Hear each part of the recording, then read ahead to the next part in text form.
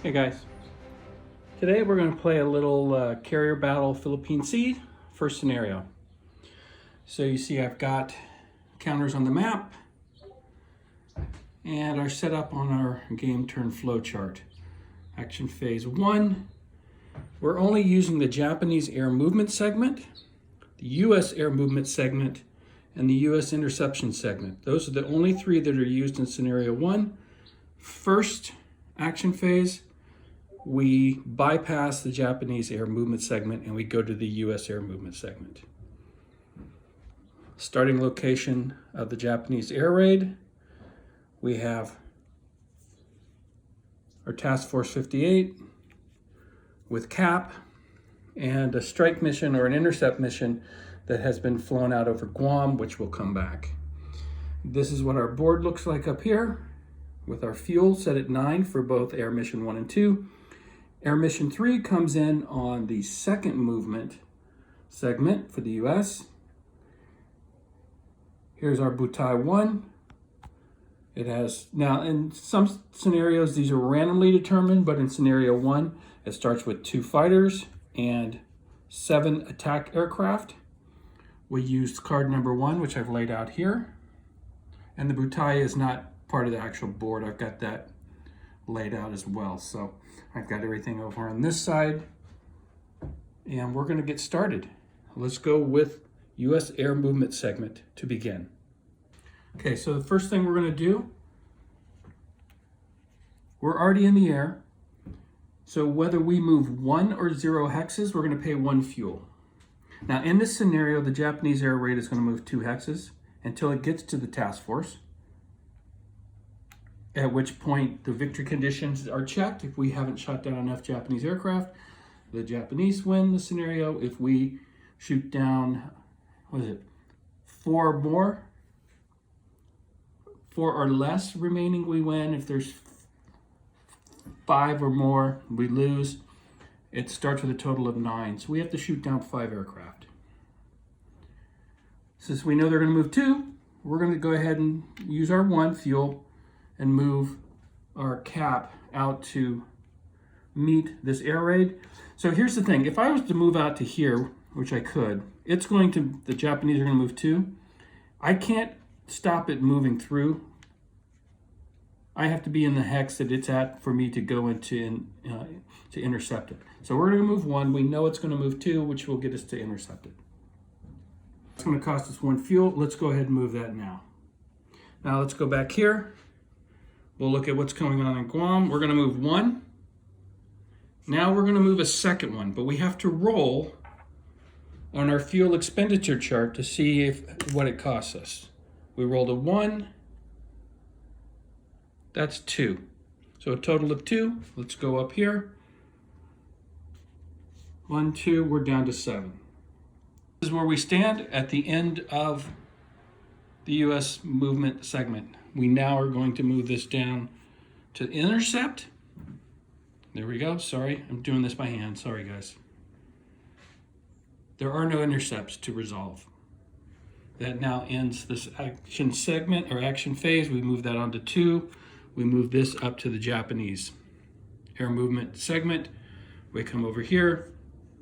1, 2. Let's just kind of align this a little bit so we can see both of these. Let's just do it this way, like this. Okay, so now we're in the same hex as them, and that's the Japanese air movement segment. We go back over to our turn. This now moves down to the US air movement segment. Let's start with our intercept 2. We don't want to go anywhere with them, but we still have to spend 1 fuel. So we go up here, we now go down to 7. Okay, we're now going to bring Air Mission 3 onto the board. They come in at the task force right there. We're going to go ahead and move them 1 into the same hex to intercept. That's going to cost them 1 fuel. They're at 14. They're now going to go down to 13. So I have the fuel on the 10 plus side. Okay, flip that over, just a regular fuel. Again, sorry for the movement. That ends Air Mission 3's movement phase.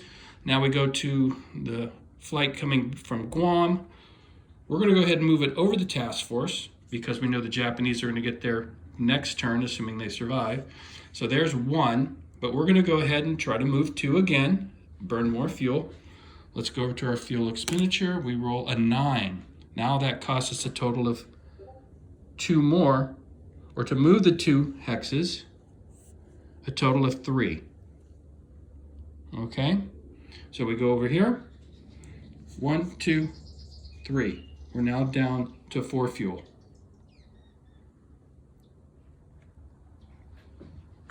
That is the end of our movement segment.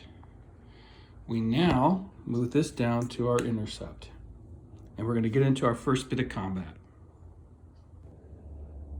Okay, so we're about to intercept. It says here at least 1 fighter unit per 2 Japanese escort points must be allocated against escorts before allocating any against strike planes. If there is only a single Japanese fighter point present, at least 1 fighter unit must still engage it. So here's what we have. We've got intercept or Air Mission 2 and Air Mission 3.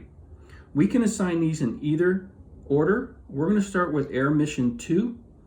And before we roll, we have to assign at least 1 of those aircraft against those 2 Japanese escorts. This is the table we're going to roll on. You see, if we assign 1, and because it's a fighter, it's a -1. If we roll a 10, we're only going to take out 1 of them. If we roll a 7, we're going to lose 1 down to 6. We're not going to take anything out. So I'm going to go ahead and assign both of those fighters from Intercept 2 so that if I do roll a 10, it becomes a 9. I can take out both of those Japanese fighters. And also, this goes all the way down to a 5 with a -1 makes it a 4, which still gives me a very good chance to take out at least 1 of those fighters. So that's what we're going to do. Let's roll and see what we get. A 9. Now we're in the second column. 9 minus 1 becomes an 8, which gives us 1 fighter eliminated. So let's go over here.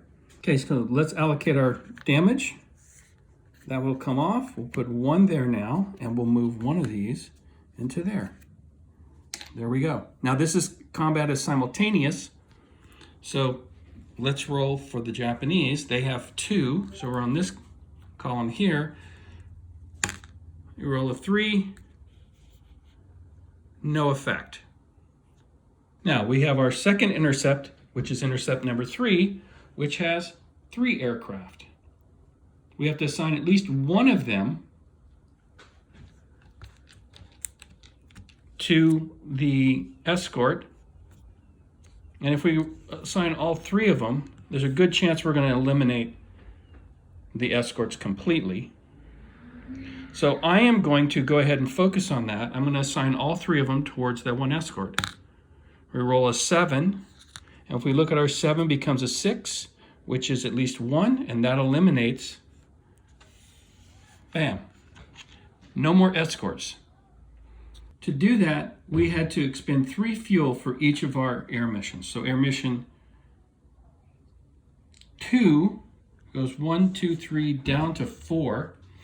And Air Mission 3 now goes 1, 2, 3 down to 10. That's our current fuel.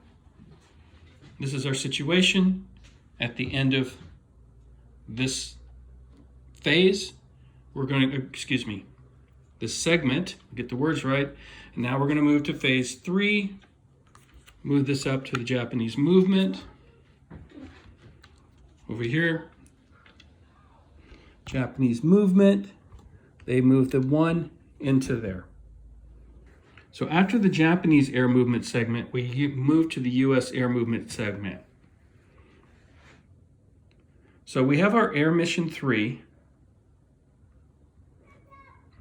2 and 3, which we need to move at least 1 to get them onto the task force. So we're going to go ahead and do that. And we're fully stacked up there. Plus, the Air Mission 3 or excuse me, 1, which came from Guam, also has to expend 1 fuel. So let's go over here and pay all of that. This now becomes a 9. Flip that over. This goes down to 3. That goes down to 3. Now in this scenario, if it costs 3 to attack or to intercept, if you have less than 3, then you just basically, you still get to do an intercept, but if you end the phase at 0 fuel, you're just removed. To get an idea of what's going on here, we do have on our game board over on the side, I'm going to move my butai, and we have this Task Force 58 in hex. So I'm going to move all of this over here. This is what's in Task Force 58's hex. We have the Japanese air raid, which currently consists of only the 7 attack aircraft, and we have all 3 of our flight missions. We're now going into the US interception phase, and we're going to go ahead and choose our 2.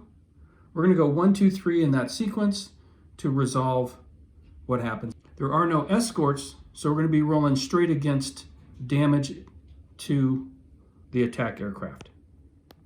Okay guys, before we go on, when we shot down the last Japanese escort, I forgot to roll for them. So let's go ahead and roll now. We roll a 9. A 9 is A. A. Verse attack. 1 attacking unit aborted versus escort. Okay, we didn't attack their escorts. So other than rolling a 10, where we would have lost an aircraft. So they did get a chance to attack, and that's what they rolled. Okay guys, so just so we know, in both types of air-to-air combat, the fighters on each side fire. Only fighter units fire, and all fighter units participate. All fire is simultaneous. At this point, there are no more escort fighters for the Japanese. They're all attack aircraft, and therefore they do not get to make an attack roll, based on my understanding of Rule 4.54. Okay, we're going to start with Intercept 1. Intercept 1 has 3 aircraft, so we're on the 3 column. We're going to roll. We're going to roll a 9. Now there is no -1 for fighters because they're all attack. 9 is 2 aircraft lost. Bam. We're now going to go move to Air Mission 2, which has 2 aircraft. An 8. 1 more aircraft is lost. And we go to our final, which is Intercept 3, has 3 aircraft. We're rolling on this column. Roll a 4, which is 1 aircraft lost. So we'll put that there and move that back up. Okay. For fuel expenditure, 1, 2, 3, 1, 2, 3, 1, 2, and 3. These 2 are now removed from the game. Air Mission 1 and Air Mission 2. So we come down here. They would be removed. And let's check victory conditions now. When the raid has reached Task Force 58's hex, which we have, and the U.S. interception segment has been concluded, which it is, the game ends. You assess victory. 4 or fewer air points, U.S. victory. They have 3, which is fewer than 4, a U.S. air victory. There we go, guys. I'll be back in just a second with some thoughts. Okay, guys, so a couple of thoughts. It's the first scenario. It's very short. Basically, you're dealing with air combat and fuel, and not much else, which is fine. It kind of gets you into the kind of the flow of things, and also gets you familiar with the turn chart and the layout of the map. Had a good time with it. It's, like I said, it's pretty straightforward. Next is where we get to actually attack Japanese carriers in scenario 2, which I'll be doing in the next few days or next weekend, and we'll get that up on the channel as well. So hopefully you enjoyed that. As always, I appreciate you taking time to check out what I do here on the channel. Like, comment, and subscribe. You know the routine, and I'll talk to you in the next one. Goodbye for now.